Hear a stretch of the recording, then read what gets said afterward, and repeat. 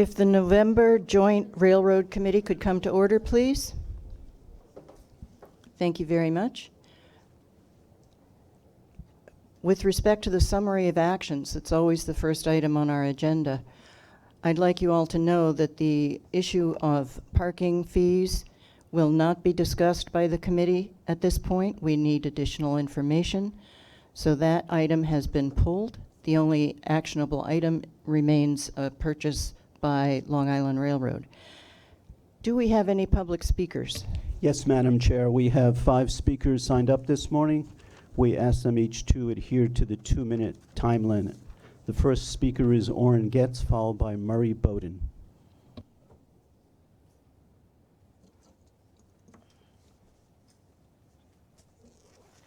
Good morning, ladies and gentlemen, members of the board. My name is Orrin Getz. I'm the vice chairman of the Metro North Rail Commuter Council. Last week, New Jersey Transit canceled train 1606, which is the Metro North Express train on the Pascack Valley line. The next day, New Jersey Transit canceled train 1604, which is the local train that runs ahead of the express train and made the express train have extra stops. New Jersey Transit was not supposed to cancel the morning express train or have it run as a local. They were supposed to keep this train as an express. This morning, we were very lucky. We were initially told that the express train would be canceled for mechanical problems. Fortunately, New Jersey Transit corrected the problems, and train 1606 did run, and myself and Commissioner Glucksman rode on the train, and it was right on time. But we need some answers from New Jersey Transit on this. Also, we still don't have any information on when New Jersey is going to restore the second express train on the Pascack Valley line. We've been asking this for months. They should be giving us an answer. We need an answer from New Jersey Transit. Thank you. Thank you, Mr. Getz. We're going to take a brief pause. Justin has reminded me that we have a safety announcement to make. Your safety is of foremost importance to the MTA. Therefore, we ask that you listen to the following instructions. In the event of an emergency, notify emergency personnel in the room and 911 should be called. If an alarm sounds, wait for a public address announcement and follow instructions. If told to go to another floor or to evacuate the building, leave all unessential items behind and use stairwell A just across the main hallway or stairwell D down the hallway past the elevators. An automated external defibrillator, AED, for use by trained personnel is in the main hallway just past the elevators. Thank you and have a safe day.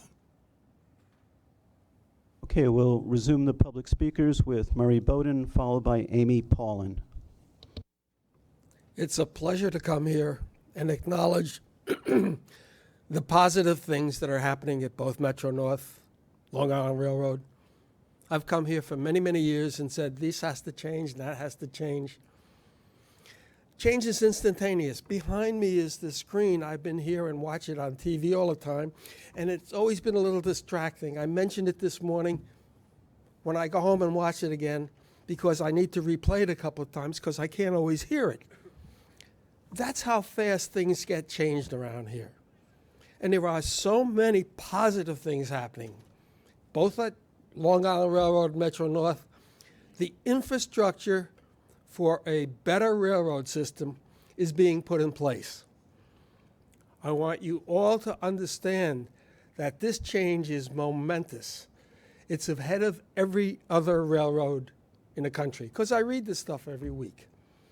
So it is my pleasure to acknowledge the forward steps that both railroads are taking, and those questions that I've had over the years will be addressed as soon as practical.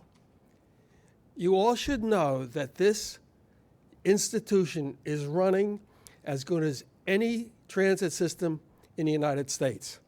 Congratulations. Our next speaker is Amy Paulin, followed by Matt Kumper. Thank you so much. I'm here today representing several of my colleagues to express our concern about the proposed parking fee modifications for Metro-North Railroad. While there may ultimately be merit to the proposal, we simply do not have the facts. Where is the quantitative analysis to support the request for nearly a 14% increase in the cost of parking at 25 Metro-North operated parking lots, nearly a 19% increase in revenue? As noted in the staff summary, the commuter railroads are authorized to increase parking fees up to the rate of the CPI without board action and have had this authority since 2008. However, the proposal does not indicate whether this authority was used, how often rates were increased, the level of rate increase, or the cost drivers that make an annual increase up to the CPI insufficient. The proposal claims that the increase will make rates competitive with privately owned or municipally operated parking facilities, but there's no data or analysis cited to determine if that's the case, and whether this is true for all communities where the increase will take effect or only some of them. The proposal also claims that this action will bring the parking fee structure more in line with the LIRR, but again, there's no analysis to support this claim. There is similarly no explanation of when and by how much Long Island Railroad parking rates have increased since they were given the authority to do so in 2008. Considering that Metro-North's revenue to expense ratio is the highest among transit systems, the highest, 55% better than its sister commuter rail, the comparison to LIRR on this issue takes on even more importance as the need for due diligence. The proposal states that this action is intended to both raise revenue and cover the operating and maintenance costs associated with these facilities, but does not include any detail of how the $965,000 in revenue would be spent. What are the increases in operating and maintenance costs of the parking lots? Where have they fallen short? How much of the revenue goes to this purpose for other uses? Since the Metro-North Core program has been woefully underfunded in the past two capital programs, Metro-North has completed a fraction of the projects compared to other transit systems. Will the recommendations of this committee be to use this additional revenue for debt service to increase projects, which would provide at least a benefit to the customers who are paying the increased costs? In addition to the absence of quantitative analysis to support the conclusion, we are gravely concerned by the lack of notice and transparency surrounding this proposal. A delegation of Assembly members who represent the areas served and who are all listed below had a meeting with senior Metro-North staff barely more than a week ago. Many topics of interest were discussed, but not this proposal. Elected officials and the public alike only learned about this proposal through media reports on Saturday. We greatly appreciate the item is off the agenda and tabled until December. If you had taken action at this meeting, the only opportunity for the public and elected officials to comment would have been right now, 8:30 in the morning, Tuesday, after a long holiday weekend. If the proposal had been approved by this committee and the board adopted it, there would have been no opportunity for public input. We strongly suggest that Metro-North reach out to the affected municipalities and make sure this proposal is not penny wise and pound foolish. The proposal will discourage people from using the train on weekends, and many local businesses depend on free weekend parking. Most municipal lots offer free weekend parking to their communities in Westchester. It also hurts Beacon and Poughkeepsie festivals in particular on the river, since parking spaces are used by festival goers. Given that there's been no analysis to support the proposal, limited analysis, and there's been no opportunity for public comment, we ask the committee to delay action until they get those facts. Thank you very much. Our next speaker is Matt Kumper, followed by Jason Pinheiro. Good morning, Joint Metro-North. Good morning, Joint Metro-North LIRR Committee. My name is Matt Camper, and I'm an advocate for the MTA and an LIRR rider. I'm here this morning to share with you a suggestion that will help ease the commute for weekend LIRR riders along the main line, and will help not just for the main line, but also for the Babylon branch. As you all have been hearing about from some other people, the main line of the LIRR, which is the busiest on the entire LIRR system, is undergoing the third track project, which will add a third track between Hicksville and Floral Park. But because of that project, there have been endless amount of weekends this year alone that the main line has been down with no shuttle buses being provided, forcing people to have to either take the Hempstead branch or the Babylon branch just to get to New York City. I have a suggestion that will really help when it comes to helping the mainline riders and also save them travel time by up to 40 minutes a day. And that is, the first one would be to have shuttle buses running between Hicksville and Belmore, which you would go down New Bridge Road, all the way down to Sunrise Highway, and then you make a left onto Sunrise Highway and take customers to Belmore, and people could get off the bus at Belmore and then take a train from Belmore to Penn Station, Atlantic Terminal, Brooklyn, or Jamaica, wherever you need to go. And the second suggestion I have is to have local buses run between Floral Park and Hicksville for those who are at local stops such as Merlin Avenue, New Hyde Park, Carl Place, and Westbury, also Mineola. I hope you can take these suggestions. You keep the 3 trains an hour and also increase the service on the Hempstead branch as you've been doing now. That's my suggestion, and I hope you can take this suggestion into serious consideration to help ease the travel times of my fellow riders on the mainland. Thank you so much. Our final speaker is Jason Pinheiro.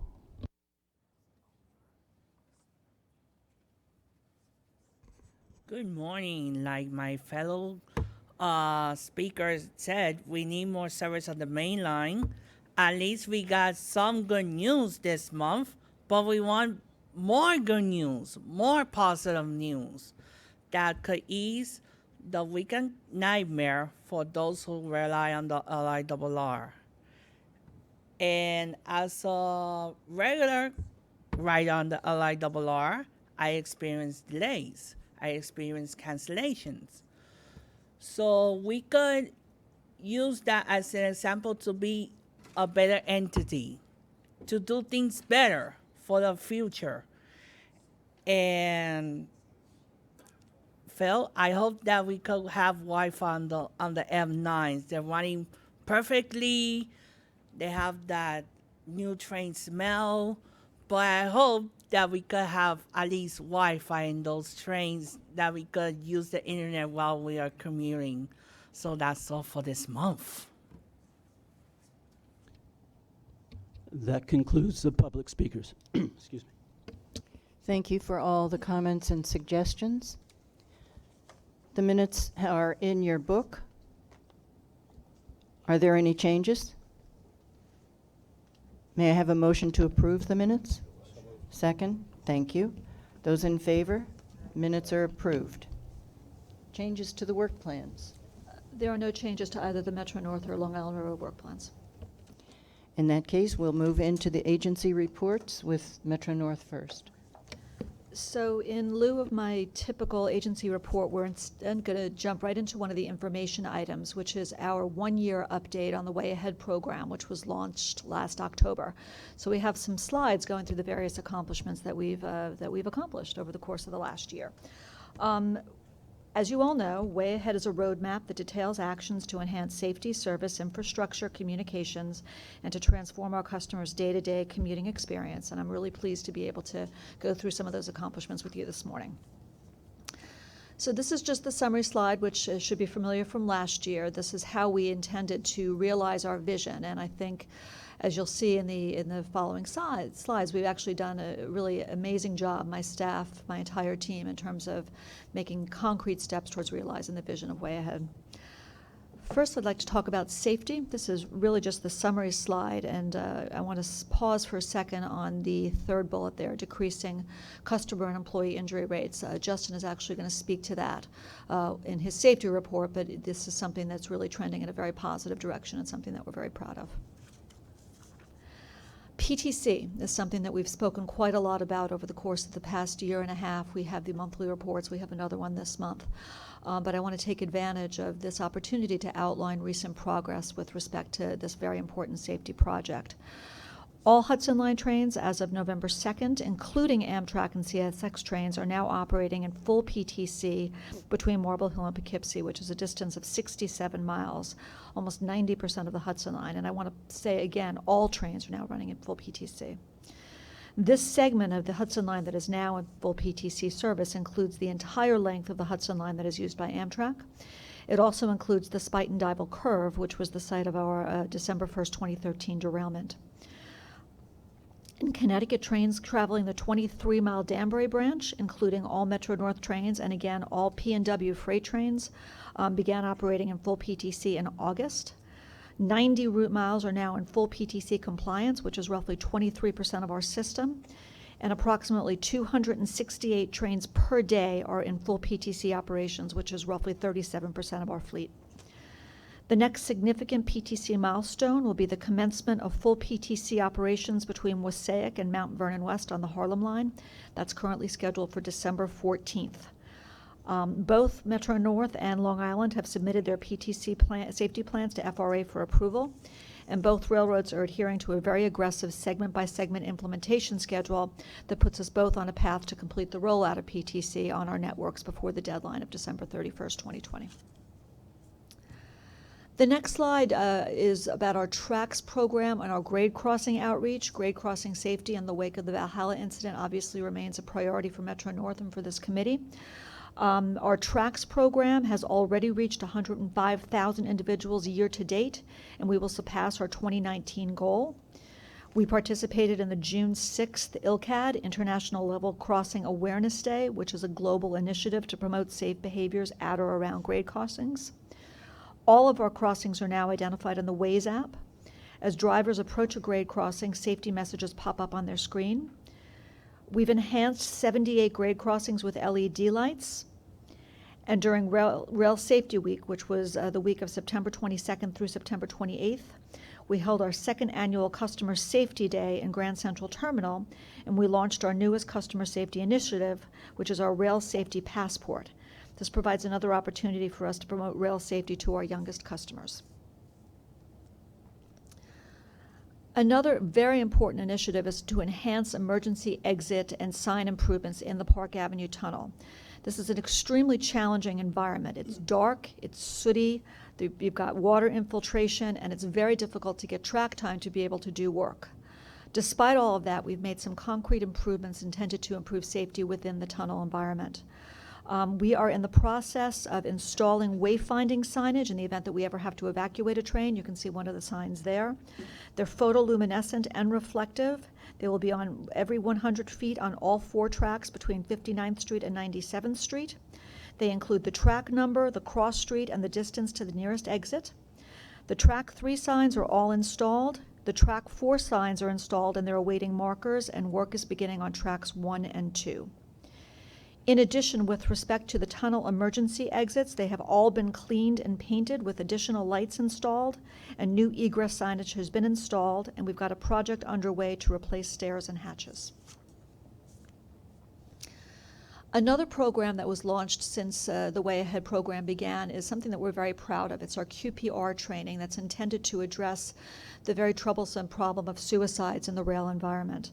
The QPR training provides Metro-North employees the tools to recognize warning signs that somebody may be contemplating suicide.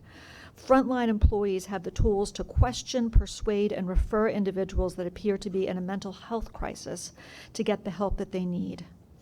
Since the inception of QPR earlier this year, 225 Metro-North employees from our customer service, safety, finance, maintenance of way, and transportation departments have received this training.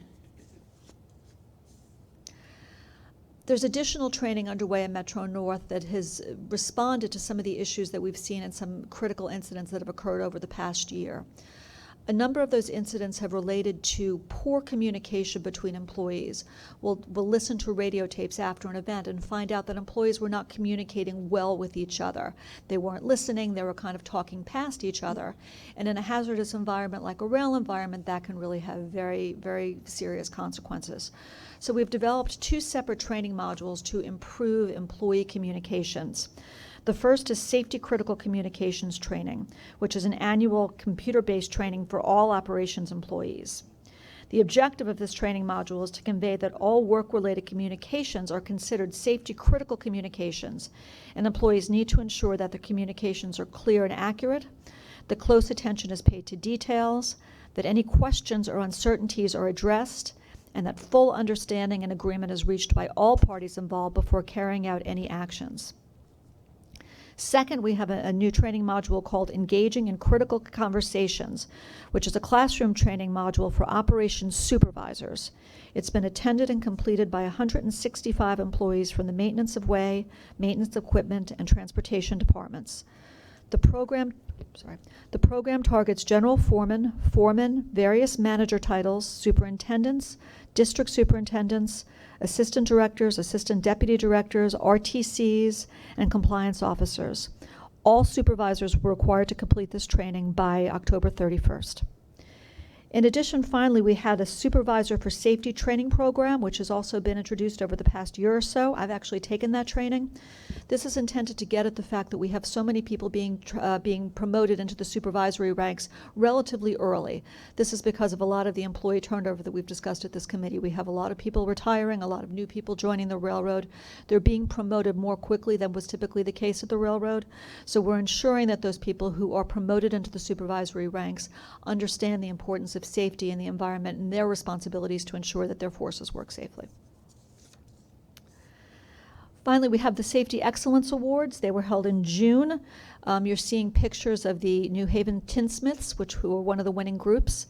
In this picture, they are fabricating sign holders for the working limit stop signs that we use along the New Haven line.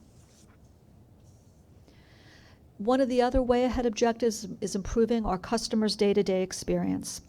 The Station Ambassadors Program is now permanently installed at six of our busiest stations during the AM and PM peak. These are Harlem 125th Street, Fordham, White Plains, Stamford, New Rochelle, and Croton-Harmon. We've implemented accessibility improvements, including ADA ramps at Portchester and Crestwood. For the 2020 to 2024 capital program, we are going to be making accessibility improvements at 3 stations on the Harlem line in the Bronx and Ludlow Station on the Hudson line in Yonkers. As the result of the investments to be made in the forthcoming capital program, 78% of our stations serving 93% of our riders will be accessible. In addition, we have a number of new retail tenants at our stations, including Mount Kisco, Purdy's, Hastings-on-Hudson, Peekskill, Tarrytown, and Croton-Harmon. These have either opened or are slated to open by the beginning of 2020. Our OTP has improved quite significantly since this time last year. System-wide OTP is at 93.8% versus 89.6% last year, with year-to-date OTP remaining strong above goal at 94.3%, which is a 3.8% improvement over last year's year-to-date OTP. Performance by line in the month of October was 94.9% for the Hudson line, 92.4% for the Harlem line, and 94.1% for the New Haven line. ETICS is a real success story for both railroads. It now represents approximately one-third of all tickets sold and is averaging more than $25 million per month in mobile ticket sales and growing. ETIC sales for one-way and 10 trips account for 78% of the ticket types sold, which is really quite remarkable. Beginning this past October 28th, Metro-North Railroad began providing customers who subscribe to Mail and Ride monthly tickets the option of receiving those tickets electronically on their mobile devices, which allows our customers another convenient way to purchase their monthly tickets. Since inception, we estimate that due to ETICS, there has been a reduction in the amount of paper tickets sold, resulting in a reduction of approximately 12,500 fewer ticket roll stock being used. This reduction in stock equates to approximately $250,000. The White Plains Station Improvement Project is moving along very, very well. We recently opened additional cooled and heated interior space on the platform for our customers. Our concessionaire, Tim Hortons, is now up to the platform level. This area is adjacent to our new bathrooms, which opened back in June, which are a significant upgrade from the earlier bathrooms. And we're continuing to expand the interior waiting areas on the platform. A new ticket office with 50 linear feet of space towards the south end of the platform will open at the end of this month.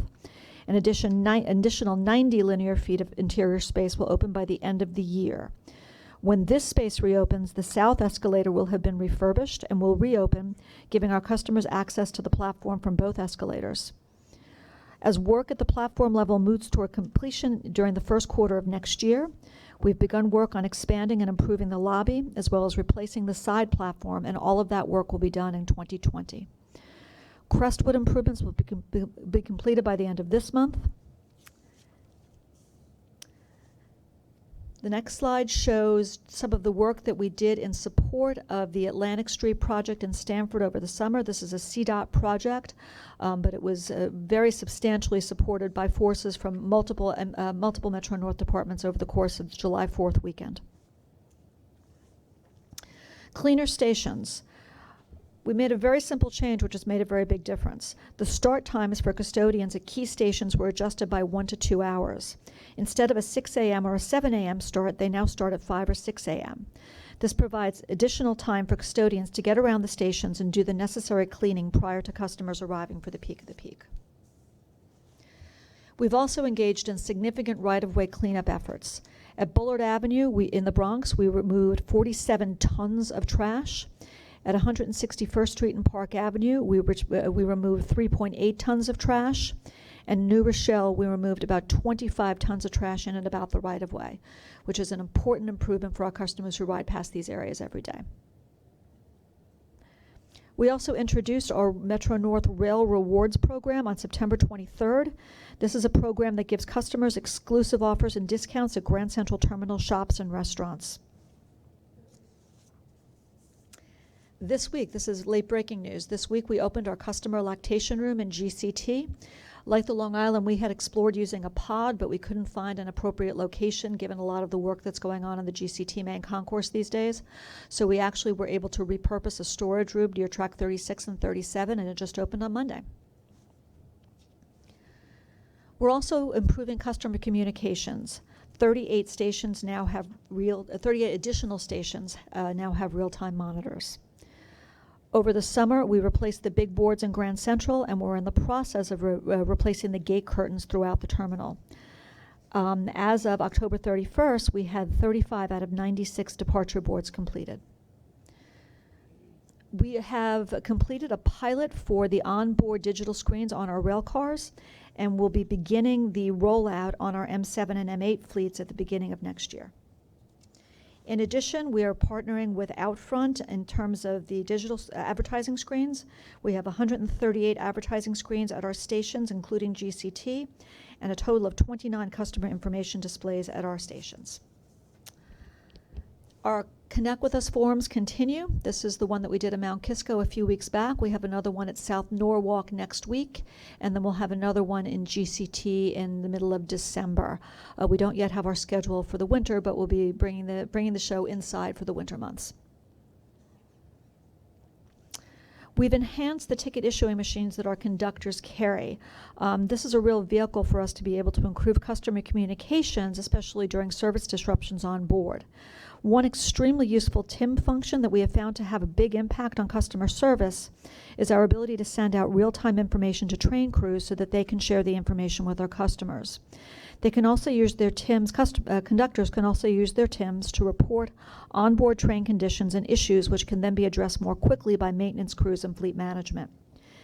In coming weeks, we expect to introduce a gating application to the TIMs, which will give our conductors the ability to seamlessly sell tickets at stations and platforms, such as GCT and Harlem 125th Street, during busy travel days like the Wednesday before Thanksgiving Day, St. Patrick's Day, or New Year's Eve.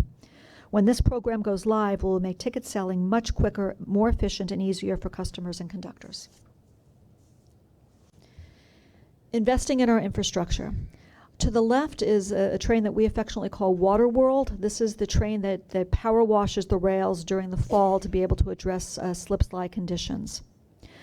In addition, we have our trouble ticket desk system, which is not depicted in the photos. However, it's worth noting that this provides for enhanced incident response by completing maintenance of way trouble tickets, which allows Metro North to move from manual systems using multiple data sources to create report dashboards for tracking track and structure incidents and improving our understanding of the frequency and pattern of incidents.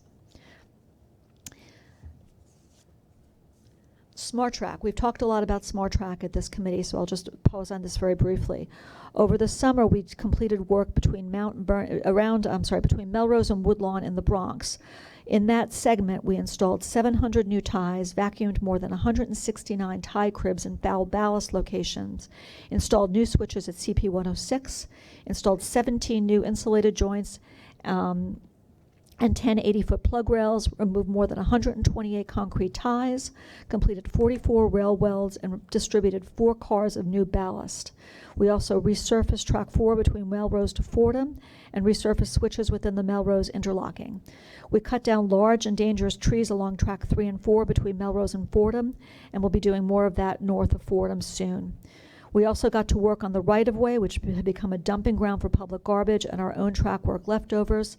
We loaded up 4 loads of scrap material and filled a 20-yard-long container with neighborhood throwaway.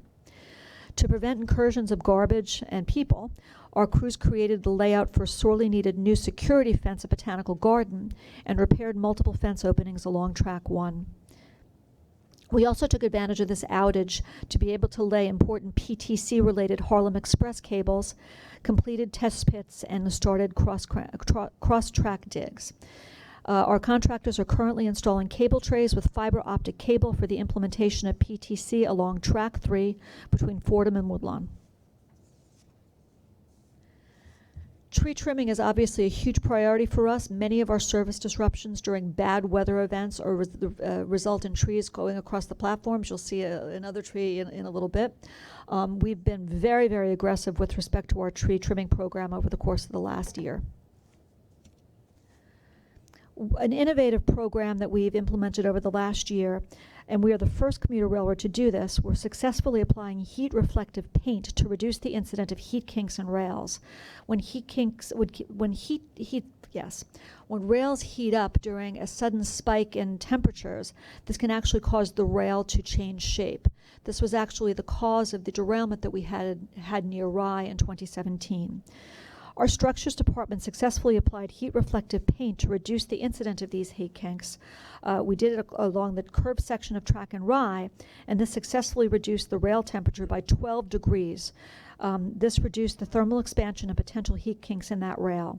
We've since applied the paint to the west approach to the walk movable bridge in Norwalk. With increasing summer temperatures each year, this extreme thermal rail expansion has prevented the bridge from opening safely in the past. And we are going to be expanding this program to other areas along the railroad. We completed the bridge replacement program at the 14th Avenue Bridge in Mount Vernon, and we're now moving ahead with replacement of the 6th and 10th Avenue bridges in Mount Vernon. We've taken beneficial use of the newly constructed EMU Annex and Consist shops at Harmon Yard. We refurbished the Stamford Car Wash.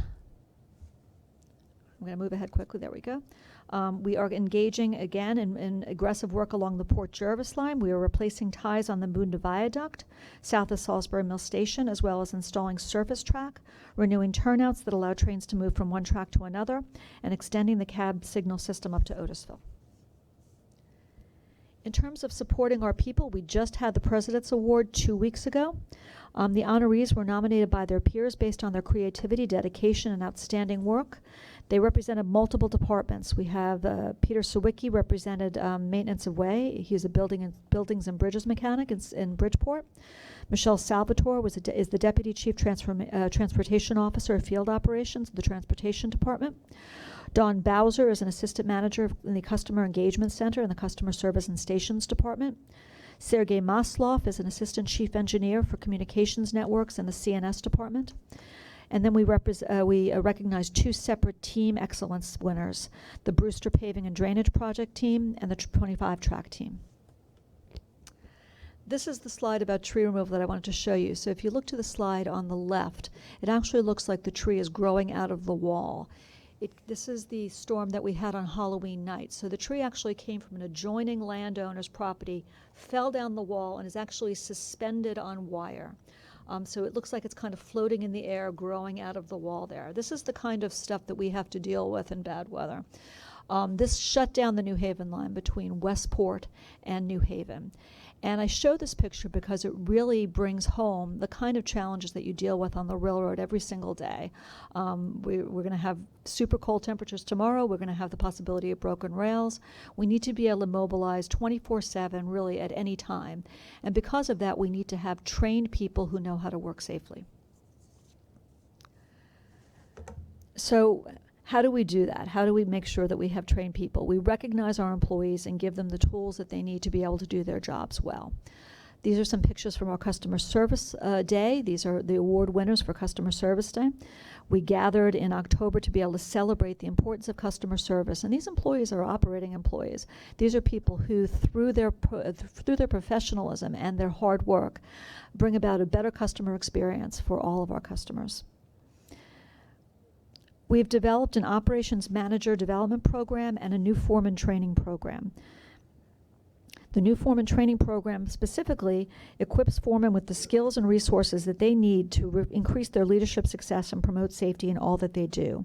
It especially develops their skills as leaders and communicators, supporting their gangs and giving feedback, giving clear expectations with respect to their role, including keeping their gangs safe, and how the different lines of business work together for Metro-North to be successful. Finally, focusing on the future. Thanks to the hard work of the entire Metro-North team, we're successfully transforming the railroad. Over the past year, we've met key milestones, setting the highest standards for safety, reliability, and innovation in the delivery of excellent customer service. As part of the transformation of the overall MTA, we at Metro-North are developing an even stronger Metro-North, and we remain focused on continuing to enhance our system and looking forward to what's next in our Way Ahead program. Thanks for your attention, and I am happy to take any questions that you might have. Questions? Randy? Good morning. Very nice presentation. What drives the decision for which trains operate on PTC on the Hudson line and which don't? They all operate in PTC. I thought it said 25% or something. Oh, whoops! All the trains that are currently running in the PTC segment are in full PTC. Thank you. Very good presentation, Kathy. I learned a lot, and you had quite a busy year. Does Metro-North and the Long Island, do we have our own tree trimming program along our lines, or do we rely on the utilities? So we have an outside vendor, so we don't rely on the utilities. So we have an outside vendor, but our own forces also will cut trees down as well. So we partner with a third-party vendor, but our own gangs have chainsaws too, and they'll be out there removing trees as necessary. The same goes for Long Island Railroad. And last year we had a very aggressive tree trimming program. The goal is 180 miles. We did over 220 miles last year. That essentially was the work that we needed to do last year and this year. So we've seen a lot of tremendous benefit from that effort in terms of all the strong storms that we've seen, heavy winds, as Kathy reported at Metro-North. Yeah, we're already seeing benefits from the program. Right, because a good tree trimming program not only prevents the interruptions like you face on Halloween, but I presume also generates less leaves, which leads to less slippery tracks. Any other comments or questions? Hearing none, we'll do the safety report, please. Justin? Thank you, Madam Chair. The safety report begins on page 39. So as President Rinaldi mentioned, both employee and customer injuries are down. Both are trending down 10% versus the previous 12 months.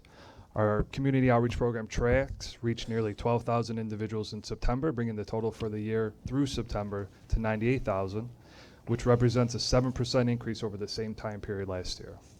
And finally, during the week of October 8th, the Office of System Safety participated in Fire Prevention Week.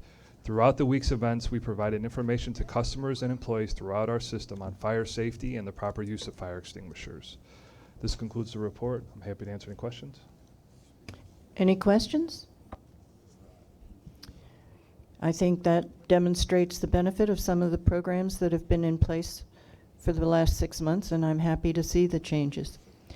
President Ng, could we have the Long Island Railroad? Yes, thank you very much. Good morning, everyone. So as we wind down from one of our most historic construction seasons yet, I want to take this time to thank all of our employees, our labor partners, for their dedication and efforts throughout the year. And as of yesterday was Veterans Day, a special thank you to all of our veterans.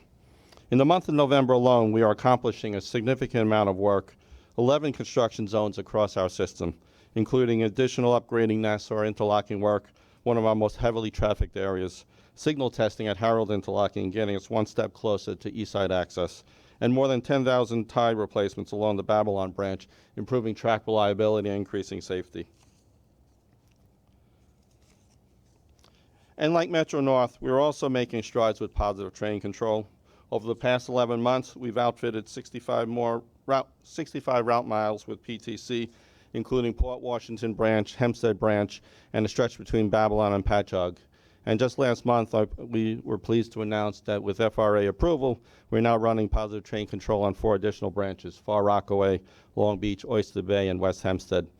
And as we bring more segments online, we are full steam ahead testing the rest of our system. Another major milestone, working closely with our partners at Amtrak, we have agreed on the system design for the Harold interlocking design, the most complex and busiest interlocking in North America. And I'm pleased to say that our system integrator is confident of the December 2020 deadline, and so are we. So I'm also pleased to announce yesterday we restored service on Montauk Branch as we've completed the replacement and elevation of 2 bridges along this corridor. These bridges, built in the late 19th century, are some of the oldest in our system. When these bridges get hit, like many of our other low clearance bridges, the service is either delayed, comes to a halt, and affects our ability to get our riders to and from their destination. Here you can see the video of the ongoing work. As I've said, we're very proud of this effort. This was a Long Island Railroad in-house design effort. Workforce worked continuously, tirelessly throughout the last month to accomplish this work and restore service to the Montauk branch yesterday. It's important that we time this with the off-season to be able to allow the busy summer season, but at the same time be prepared for the time ahead. Track elevation, 34 inches, was raised through the track workers and surfacing. That is a tremendous amount of effort, and I'm proud to say that that was accomplished successfully. Again, it's one where when these bridges get hit, that Montauk branch was suspended, no longer. Now the bridges are over 14-foot clearance. Both these bridges, $21 million for both bridges. It is a great effort. It shows what we can do, both in-house, along with what we're doing with the modernization program. I list these bridges: Post Avenue, Buckham Road, Cherry Lane, Nassau Boulevard, North Main. Over the last 9 years, these bridges accounted for 190 bridge hits. I can say now that since we've done each bridge, we've had 0 bridge hits. These are indeed elimination of delays, elimination of suspensions and cancellations, and they not only improve safety for the railroad and our customers and our employees, but they improve the community, because in many cases where we have an opportunity, we're improving sight distance on the local streets, we're improving the aesthetics on the local streets, and we're improving eliminating delays due to trucks being stuck on these roads. So I'm proud to say of all that effort, and it continues to make a huge difference to all of us. Where am I? So as we continue our aggressive maintenance program on the forward, I'm pleased to say that we've done over 260 track circuits have been upgraded, and that associated work has resulted in delays associated with track circuits down by 41%. We've additionally have 200 PSEG poles that have been replaced by that utility, and just as Kevin with the trees, this has proven to be immensely beneficial. Aggressively, they have done more than they've committed to, and we're continuing to do more. But since this, we've seen 0 of these utility poles fall from our right-of-way. This is truly, again, eliminating delays, eliminating incidents.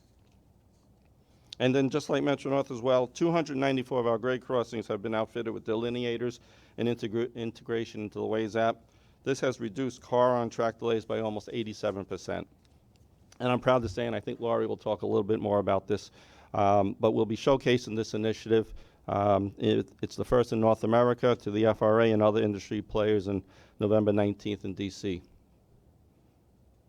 And as we enter the colder months, we're building on our winter strategy from last year, including 20 additional snow switch covers for a total of 80, improving switch availability and resource allocation during storms. 30 high-priority locations have been outfitted with third rail heaters, improving service reliability as well. And over 3,200 M7 threshold plates have been completely replaced. And since then, we've had 0 M7 door failures caused by these threshold plates as a result, compared to 36 delays that we've had in 2017 on that. And all of this is underway as we try to improve the customer experience, including a completion of our second annual Autumn Weekends program. Over 3,500 Long Island Railroad care requests since we've initiated that effort last July, and over 280 weekly Meet Your Managers reaching every station across our system. I'd also like to take a moment to thank MTA PD, Kevin Law as well. We recently had a meeting in Babylon with the local electeds and local law enforcement. It was a productive meeting. It was one where we talked about how we can partner both with MTA resources, Long Island Railroad resources, and local resources to enhance safety at our stations. And we are seeing improvements there, and we're going to continue to monitor that. And that just goes to show all of the efforts, including help points that we installed, security cameras, and other efforts through MTA PD with New York Secure as we go throughout our system. So while we're in the midst of accomplishing a significant amount of work to improve performance, safety, and capacity for the future, our on-time performance for October was 91.8%. Both our AM and PM peaks for October exceeded last year's OTP.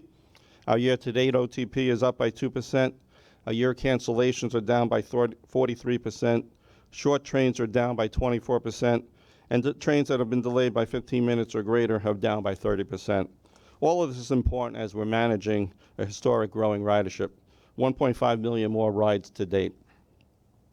And with the holiday season coming up, I hope everyone will join us for our annual holiday train rides on December 7th and December 8th. We're also adding extra trains for Thanksgiving, Christmas, and New Year's. So I wish everyone an enjoyable and healthy, happy holiday season for your friends and your families. Thank you, and I'll take any questions. All good. Questions? Kevin? Phil, thanks for the report. Going through the 525 pages of materials that you guys sent us to review over the weekend. When I was reading the key milestones and issues report regarding PTC, I got pretty depressed. Just a couple of lines where software delivery, a late software delivery will risk full PTC deployment. Then when it comes to SI software release, any further schedule slips may impact Long Island Railroad's ability to meet PTC deadline.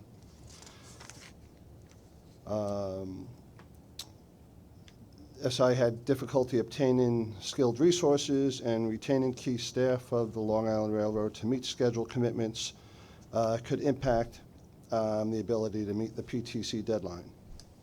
And then there was another issue on October 31st, the systems integrator, they were having a problem being backfilling the position, and it could impact the PTC delivery. And then finally, it mentions that the SI, without appropriate leadership, they'll fail to meet their schedule commitments, and it could impact the PTC deadline. So that's all in the report, and how does that relate to the positive feelings that you and Kathy have regarding PTC? And if you could assuage my concerns from reading the materials over the weekend. Thank you. Well, thank you, Kevin. And this report is our mission is to be transparent with all of the issues that we're managing.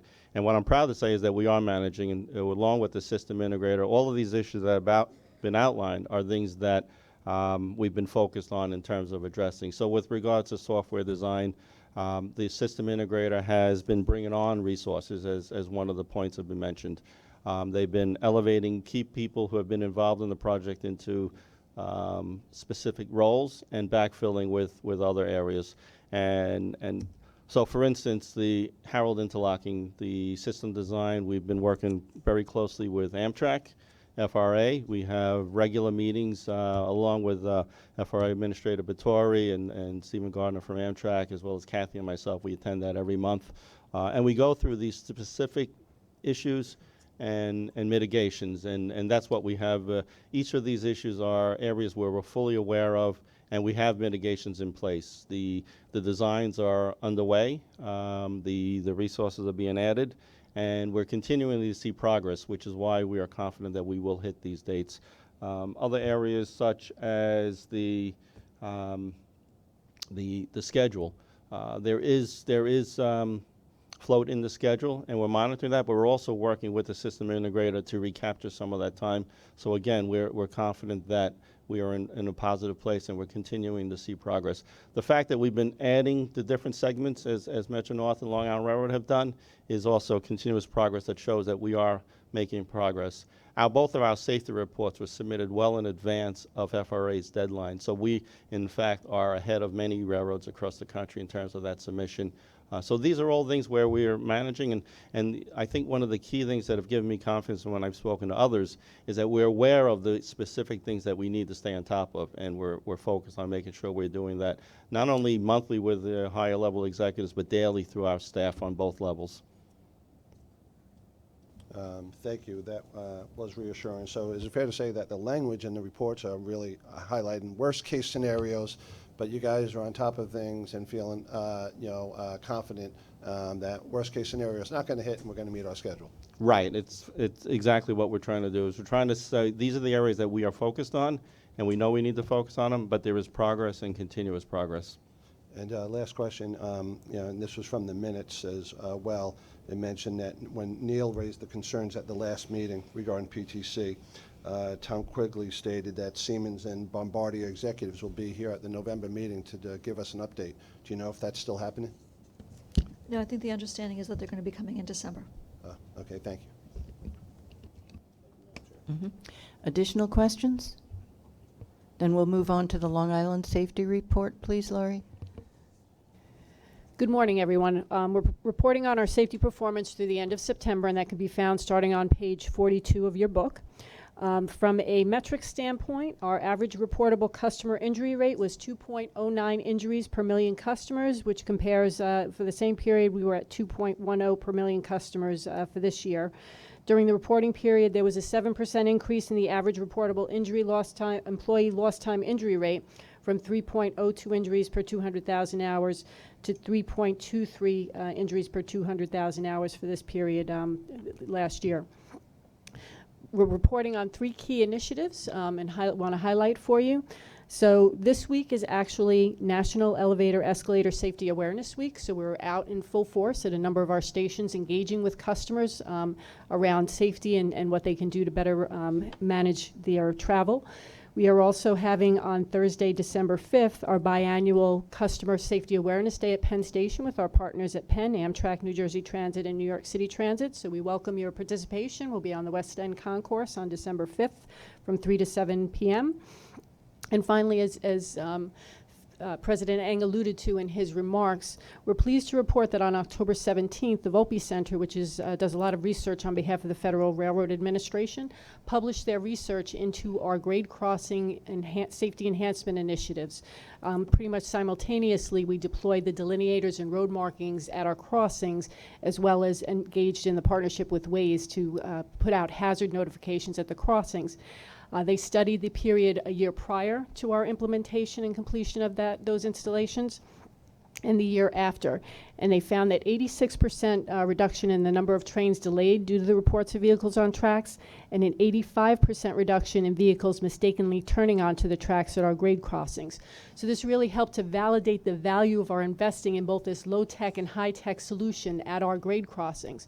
The enhancement and the improvement in the safety performance as well as the operating performance was pretty immediate and remarkable. So we look forward to continuing to maintain that investment and see the benefits of that. And as Phil said, we're sharing the results of that study as well as our work in implementing that. The engineering department was instrumental in really expediting the delineators and strategic investments and safety work together to implement the ways. So there was a lot of teamwork and collaboration within the Long Island Railroad to make this happen, and we're truly proud of the achievement. Happy to answer any questions that you may have. Any questions? Hearing none, we've had a fairly upbeat presentation series. Can you keep up the stretch? The third track continues to track on schedule and on budget. That's optimistic. That's good. And but obviously, I just want to emphasize we do need the adoption of the capital program to happen so that we can exercise the option for the remaining work. So that is something that's on our minds as we move towards the end of the year.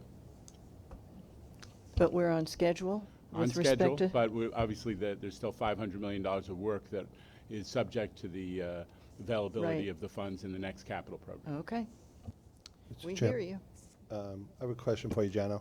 In the section of the materials where we refer to the East Side Access support projects, are those all projects to really take the full advantage of the East Side Access? And if there are any delays on any of these projects, do they impact, the status of the East Side Access? Phil, I think these are projects that you guys are engaged in, right? Is it called the East Side Access Support Projects? Jamaica Paths Improvements. So Kevin, yes, these are projects that are associated with ensuring that upon completion of East Side Access, we also have other infrastructure improvements that were needed to ensure that we have full capacity to East Side Access Grand Central Terminal. These are things that are done in advance or east of East Side Access in coordination, but they're all in parallel. In parallel, but if there was a delay on any of the support projects, it won't necessarily impact the It will not. status It of... won't impact the opening of East Side Access. No. But as Phil's conveying, what those projects do is make sure that we can take full advantage of the advantage. capacity Good. growth. And the other one that's not on that list, of course, is the Amtrak East River Tunnel project, which you may have read about this month, which is really important. We've been pushing Amtrak for quite some time to accelerate the design, to look at opportunities for innovation along the lines of what we've achieved in the L-Train project, reducing the scope so that project can be done faster and hopefully at lower cost. That continues to be an area of concern. We want to make sure that Amtrak is ready to deliver the East River tunnels as soon as East Side Access is open, because it will temporarily impinge on our ability to take full advantage of all of the extra capacity that East Side Access and Third Track will provide. Any other questions? Then we'll move on to the police report. Is it Chief Montgomery? Yes, it is. Good morning. As of this morning, it brings me sorrow to report that the MTA Police Department family has lost one of its own. Police Officer Kenneth Jackson, recently retired, has succumbed to a long battle with cancer. Officer Jenkins served numerous years with the elite MTA Police Department Highway Unit.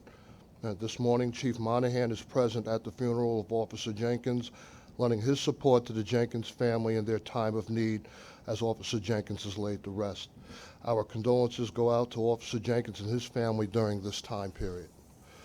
All right, for the MTA police report, the MTA year-to-date system-wide crime is down through October, continues to be down by 22 crimes, or 11%.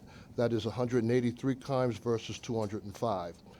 Year-to-date, Long Island Railroad is down 11 crimes, or down 13%, 71 versus 82. Year-to-date, Metro North is down 12 crimes, 11%, 101 versus 113. For October, system-wide crime was down 6%. LIRR had a decrease by 17%, 5 versus 6. However, Metro North was up by 2 crimes, 10 versus 8. Felony assaults and burglaries were both down 3 and 1 respectively for the month of October. For year to date, that's 8 and 3 respectively. And although year-to-date grand larceny of autos were up by 4 crimes, 6 versus 2, for the month of October, there was no grand larcenies reported. And that concludes my report. Thank you, Chief Montgomery. The committee sends its own condolences to the police and to Mr. Jenkins' family. Questions on the police report? Hearing none, I think we're on to, are we all ready to joint information items?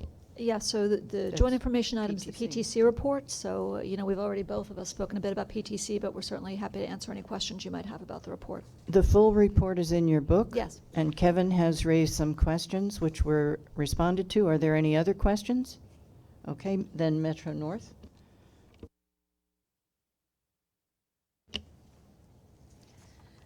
There are 2 Metro North information items. Number 1 is the Way Ahead Progress Plan, which we've already gone through. The second is the review of the committee charter. This is in advance of the corporate governance meeting, which is scheduled for December. This is really done for your information. We don't have any recommended changes at this time. Committee charter will be dealt with in in the governance committee. Any questions on any of those information items? And then Long Island information? They're in the book as well, but I referenced earlier holiday service and track work programs in the book, and as we discussed, East Side Access Support projects are in the book, and the committee charter for review is also. I would ask for Metro North procurements, but there are none. And there are none for capital construction. So, Phil? Good morning. There is one item in the Long Island Railroad book this month in the amount of $246,000. It's in the non-competitive section. There are no competitive procurements and there are no ratifications. The item we request approval on is a request for MTA board approval to award a sole source miscellaneous service contract, 36-month contract, with an option to renew for 2 additional 1-year terms to Basin Haulage, Inc., in the not-to-exceed amount of $246,207 for the provision of rubbish removal services at Long Island Railroad's Bethpage, New York, Long Island employee facility. 3 Long Island Railroad departments occupy this facility pursuant to an ongoing lease agreement. Under the lease, the tenant agrees to utilize the services of the garbage collector designated by the landlord, provided the garbage collector's rates are competitive. In accordance with this provision, Basin Haulage, Inc., who continues to be the landlord's designated garbage collector, is to provide these services under the successor contract for 36 months, beginning December 1st, 2019 through November 30th, 2022, with Long Island Railroad retaining the option to renew for 2 additional 1-year terms with no changes in service. This item is submitted for your approval. Questions? Not a question, but just a request for the future, and I've discussed this with Phil and Dennis earlier today. It's very tough for our committee members to identify and understand whether or not there are any potential conflicts when we get procurements like this and they list generic LLCs that are just made up by lawyers and don't really have any meaning. And so it's important for us to understand who the principals are behind the company, as well as who the landlord is, so we can determine whether or not there's a conflict. So I asked that, I got the information, I don't have any conflict, but I've made the request to Pat as well. On the agendas for all committees and for board meetings, when we do procurements, the individuals, the principals should be identified, again, so we don't have to go through 900 pages of materials, and even if when you do go through them, they're not identified. So if we could just make that request, identify the principals so we can all make sure there are no potential real or perceived conflicts, I would appreciate it. But I have none, so I'll make the motion to approve. Moved and seconded. Those in favor? Aye. Any opposed? Thank you, Dennis. Thank you. Monthly reports. The monthly reports of Metro North's operations, performance metrics, ridership, and the capital program are included in the committee agenda book, and we're available to answer any questions that you may have. There's no financial report this month. The final October finance report will be provided in December. So any questions on any of the monthly reports? Phil, monthly reports? Same goes for Long Island Railroad operations report, performance metrics, finance reports, are, which there is none, are in the book, and we'll take any questions if you have. Questions? None? You have a financial statement? We do. So related to Chairman Foy's request, we wanted to highlight our year-to-date performance on our operating deficit or loss. Based on results through the end of October, Metro-North generated $892 million in revenue and spent $1.3 billion, resulting in a net operating loss of $440 million. Lower than expected revenues, mainly reimbursable project receipts, are partially offset by lower than expected expenditures, and the net operating loss through October is higher than what was assumed in the mid-year forecast. And for Long Island Railroad through the end of October, we had generated $1.1 billion in revenue and spent $1.6 billion, resulting in a net operating loss of $570 million. But due to higher than expected revenues and lower than expected expenditures, this net operating loss through October is lower than what was assumed in the July mid-year forecast. Any questions on the financials? Hearing none. The next meeting will be in December, and it will be chaired by Long Island Railroad. Motion to adjourn. Those in favor? Any opposed? I never hear opposed to that. Thank you all.